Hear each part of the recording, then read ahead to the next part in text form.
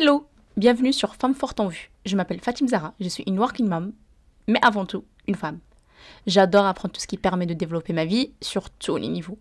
Je suis là pour te communiquer tout ce que j'ai appris durant mes 5 ans d'études d'ingénierie et mes 6 ans d'expérience en tant que chef de projet. Et par-dessus tout, maman de 2 babies. Si tu cherches à développer ton mindset et ta vie, alors t'es au bon endroit. Je vais te partager un max d'inspiration et toutes les stratégies de développement de soi pour que tu puisses vivre la vie que tu souhaites. Que ce podcast soit ton petit date hebdomadaire avec ta future vie. Bisous.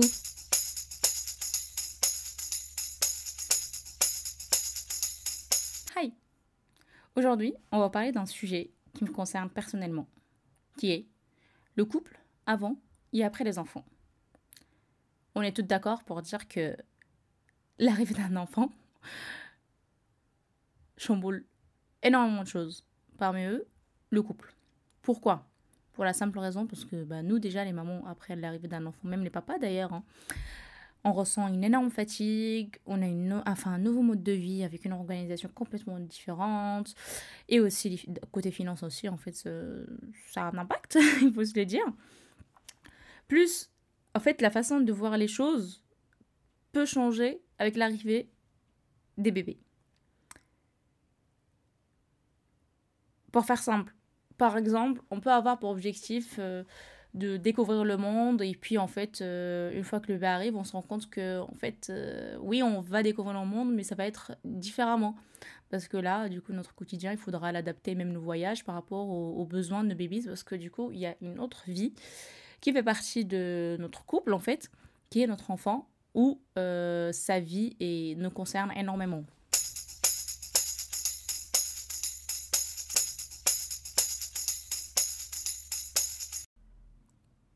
On manque de temps passé à deux. C'est vrai que, du coup, avec avec les nuits catastrophiques, la journée, ou les journées chargées en action pour les deux, plus les deux qui dorment, on va dire, 2 tiers de la nuit avec nous, on n'arrive plus à avoir un moment tête-à-tête. Alors, je tiens quand même à préciser que moi, je parle surtout des bébés des enfants bébés en bas âge. Bébés en bas âge, ok. Bon, t'as compris. Tout ce que je veux te dire, c'est que, en fait, plus ou moins les moments à deux, ça change. Que tu puisses ou pas avoir ces moments-là par rapport à l'âge des enfants que t'as. Donc moi, par exemple, mon cas, j'ai un qui a 1 an et la plus grande, elle va bientôt avoir 4 ans. C'est très, très, très compliqué. Ça demande beaucoup, beaucoup d'organisation et on a du mal à caler un moment à deux.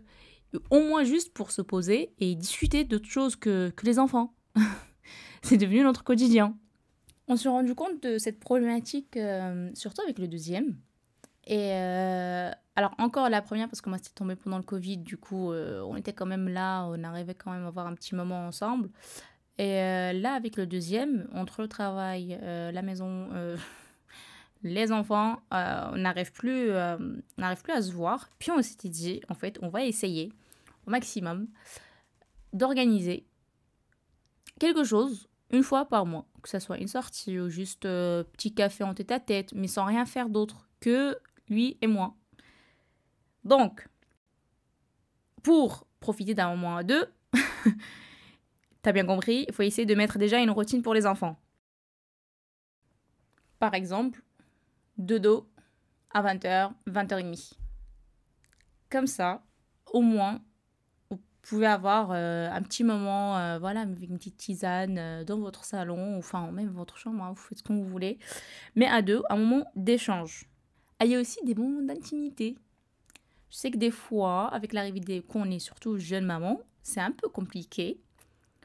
Mais ça aide à renforcer la relation dans un couple.